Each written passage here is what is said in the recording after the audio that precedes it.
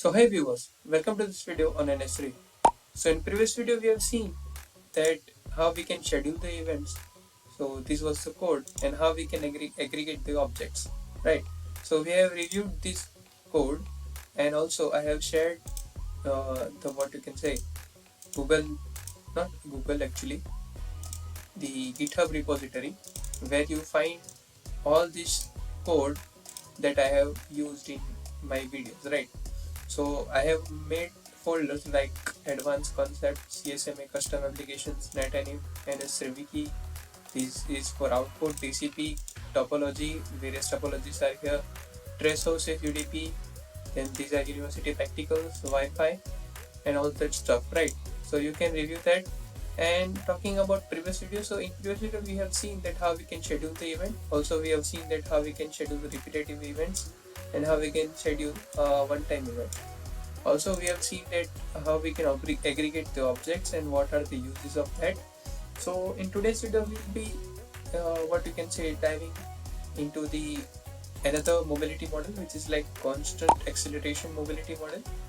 So where we'll also use the concept that we have seen in the previous video. So let's start this video without wasting much time.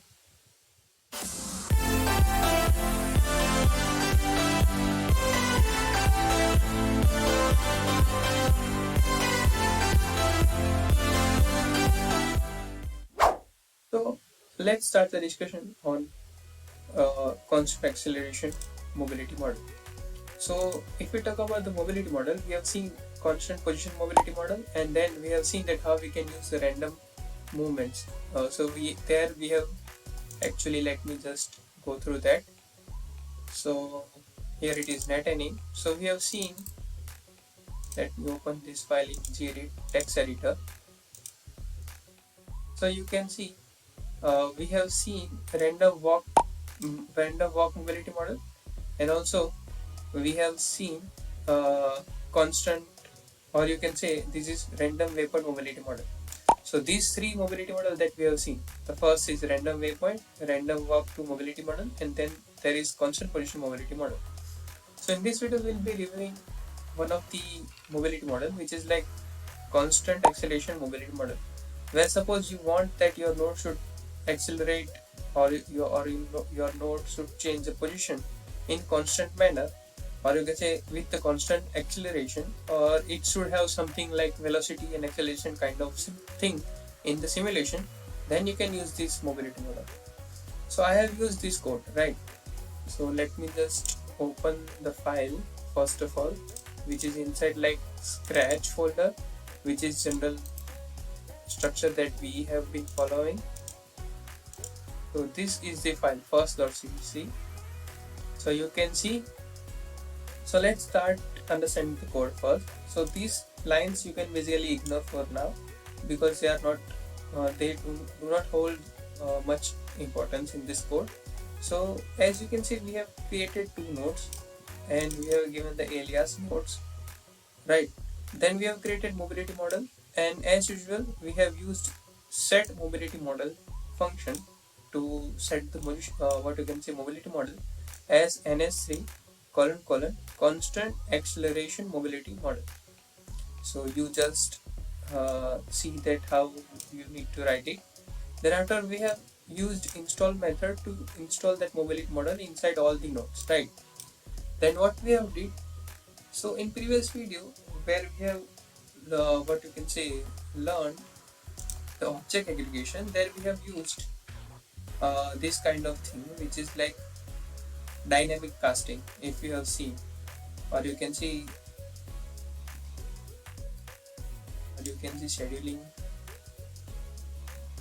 the scheduling. So basically if you see over here, we have used dynamic cast, right? So basically we have took first 0th index node by get function, and inside we have passed 0. Then after we have used what you can say arrow operator, pointer operator, which is then we have get the object of type mobility model, right? Then we have used dynamic cast to cast that mobility model into constant acceleration mobility model. we have did this for both the nodes, the node with index 0 and the node with index 1, right? So now we have got pointer m0 and m1, which is pointing to constant acceleration mobility model of those two nodes. Then we have used set position what you can say method to set the initial position, right? Then we have used set velocity and acceleration method, which is used to set velocity, which is like first parameter. And if you see, we are just accelerating in one direction, which is like x. The first node, which is what you can say having less velocity than the second node, and it is which is like going inside going for the more what you can say in much acceleration. And then this node, which is like negative acceleration, which means this node will go in another direction compared to the first node, right? And then you can use this kind of stuff basically. So in this what you can say code, I didn't use this point to point and then connected the nodes and then created a link and then started and stopped the server and all kind of thing. Basically we have just took nodes, we have installed the mobility model, and then we have what you can say set it the velocity and acceleration. Then we are just simulating to see the output, right? And if you have seen the last video, that we have scheduled two events at 1 second and 2 seconds, which is like print info and change velocity. So inside print info, if you carefully observe here, so basically what we are doing, we are trying to get nodes by using node list. And this is another way how you can use what you can say global node list, and from that you can get the node, right?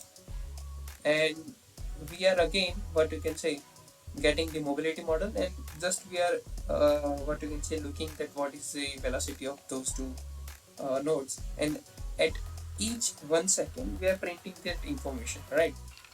So it is like repetitive events, and after every 1 second it will print what you can say velocity of n0 and n1. Then at 5 seconds we are running this code, right, which is change velocity. So what it will do, it will get the pointer to node 1, then it will set, then it will get a constant acceleration mobility model of node 1, which is like m1 over here, and then it is like setting the acceleration to -10 and changing the velocity to 3. So you will observe this effect once we run this code. So in order to run this code, so let me just first write clear and then /nst run first. So actually I need to write scratch/first. So you can see at each 1 second it is showing the change in what is the current velocity for node 0 and node 1, right? So now let's just observe the animation inside NetAnim. So file is like ACC. So basically what is ACC? That you passed the name over here, acc.xml, right?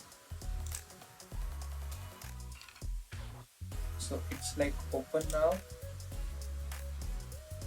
Not open, we just need to an acc.xml file and zoom a little bit. So yeah, now we can see over here we just remove it, we increase the sizes of nodes and we zoom it again.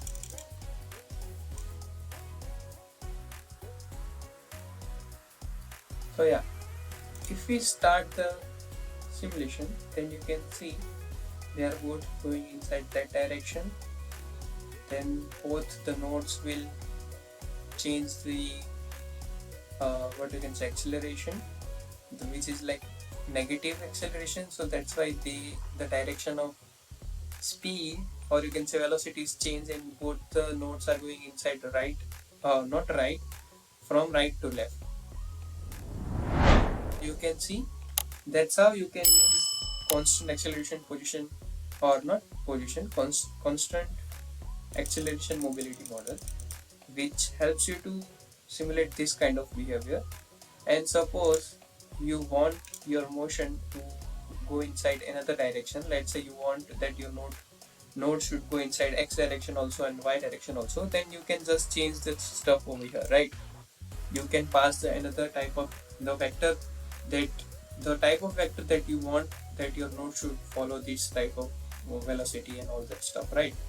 So that's how you can simulate constant acceleration position mobility model, or not for position mobility, constant acceleration mobility model. Then also you can what you can say, observe these codes. So basically we nothing that much that we have did. We have just used the concept of scheduling events and object aggregation. If you have not watched that video, please ensure that you watch that video. And yeah, that's it for today's video. And also I am getting comments on what you can say, how to simulate properly for the NetAnim. There are several comments that not working properly. Let's say they are having doubts that the XML file is not generated and all kind of stuff. So I am also making one detailed video that how, what are the steps that you need to follow to make XML file with not minimal step. I'll explain in details also. So I'm working on that video. And yeah, till then you can watch my other videos and all that stuff. So in this video, that's it for today, and we'll meet in the next video. Till then, keep learning, keep exploring.